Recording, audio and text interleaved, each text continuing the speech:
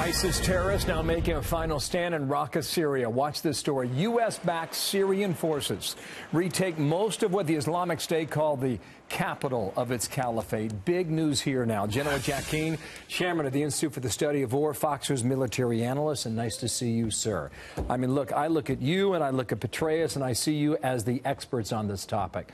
2012, what did the Islamic State do in Raqqa initially? Yeah, well, what happened is al-Baghdadi had several hundred fighters in Iraq, largely all Iraqis, al-Qaeda-based guys, not making a lot of progress, moved out of Iraq because it was a safe haven he believed in Syria during the war, and in less than 2 years, it was really quite extraordinary. It never ever happened in the history of radical Islamist terrorism. In less than 2 years, from summer 2012 to early 2014, he recruited 30,000 fighters, largely outside of Iraq and Syria, who came from all over the world based on his internet reach out to them. And that was what invaded Iraq in January of 2014, and then Mosul that year in June of 2014. And now, finally, it's collapsed. I think the Obama administration made a mistake strategically. The main effort should always have been Raqqa and his caliphate in Syria, not Iraq. 2014, you pulled us into a meeting here at Fox, and you said, here's what I'd do.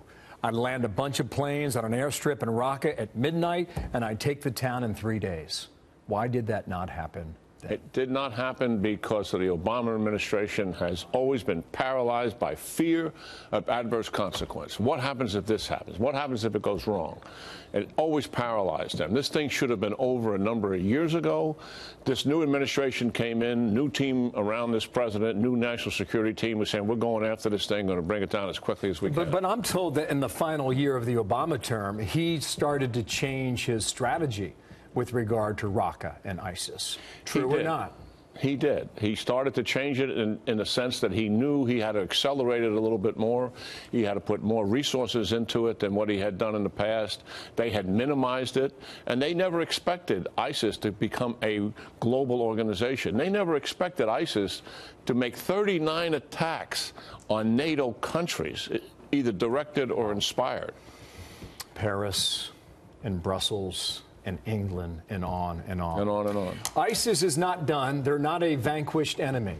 Where do they go next? Well, where they are right now, you showed the map up there before. They're down southeast of Raqqa right now is where their leaders are. So what the plans are is we'll clean out the Euphrates River Valley as it goes all the way to Iraq. That's where the remnants of ISIS are.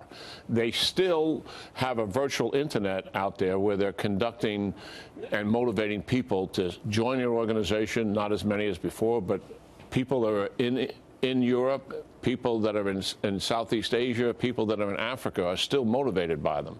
In time, if we continue to work on this and undermine the ideology, eventually ISIS goes away, in terms of its being consequential. How big of a deal is this story today, then, in that context? Well, certainly taking down this caliphate, which is pretty much almost all done, is a big story. It should have been done sooner, as I said. We got to stay on top of this thing.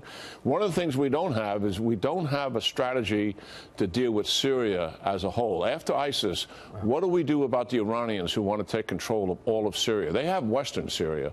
They also want eastern Syria, where we are right now. And we should not let that happen. Well, General, we'll leave that story for another day. Okay, Bill. Thank you very much.